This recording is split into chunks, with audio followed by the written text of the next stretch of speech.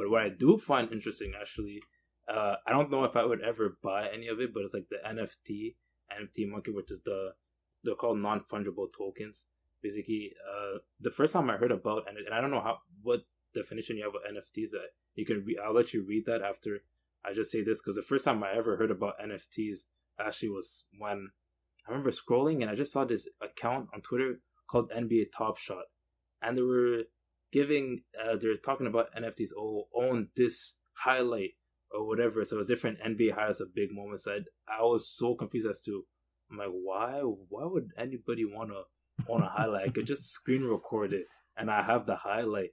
But just going even deeper into NFTs, I'm just like, oh, I see what it is. Because at the end of the day, you and I could record those highlights all we want on our phones, but we can't sell the recording of our highlight, because that's not the highlight itself. So NFTs have more of like, it's in a sense like, you know that this is unique. What you hold in your possession is unique. And what's great about NFTs is that now it allows artists, like digital artists, are now going to, because digital artists who they're already making stuff online now get to sell their designs. So same way you saw the Mona Lisa being sold to some people, it's like, you're some Mona Lisa, whatever, who cares? But the art, people that love art are like, no, the Mona Lisa is so beautiful.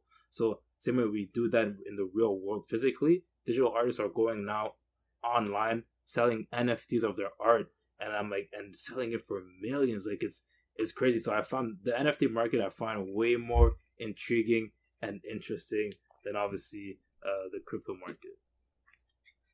Yeah, no, I don't know, man. It's so complicated. Let me just read the definition of NFTs, and and then we can talk about it. Like, it by Merriam-Webster. Its definition is a unique digital identifier that cannot be copied, substituted, or subdivided, that is recorded in a blockchain, and that is used to certify authenticity and ownership as of a specific digital asset and specific rights relating to it. Like, obviously, like Merriam-Webster's dictionary is supposed to be like, like for advanced adult English speakers, but nothing like too technical. But all, despite that, like, this definition is still pretty technical, and to be honest, like, for me, like, I don't understand it. Perhaps I need to spend more money. I mean, more time in researching this, but I don't understand the appeal, apart from the fact that you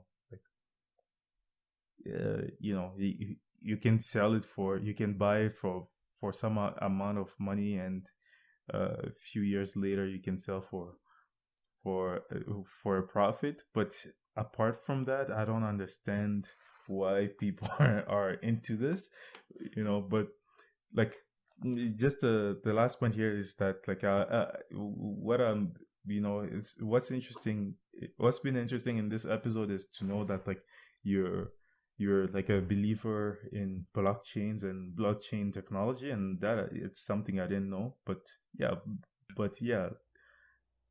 Yeah, no.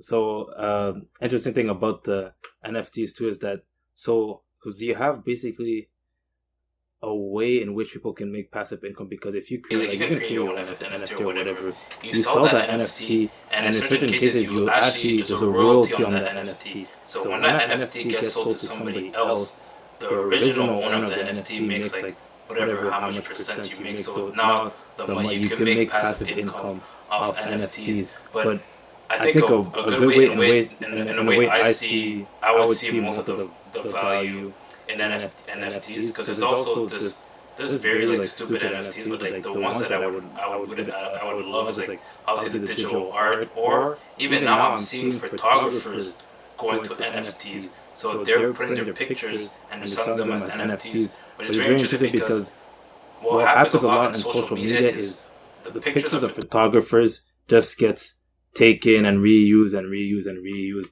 and there's no real, you don't really, like, unless you put that photographer's watermark, which a lot of photographers do, so that people know who made that picture. As people see that photographers a watermark, then the photographer kind of they don't get the recognition for their work. So it's like, at least if you sell the NFT of that beautiful picture you have, and you sell it to somebody, now you can finally make money off of it. And I think it all comes back down to how much value we put into this stuff. Like, if I see this as valuable, then I'm gonna place my bid on it, and then somebody else will place their bid, and then we'll see like how high it goes. But again, it still comes down to what people believe the value of something is.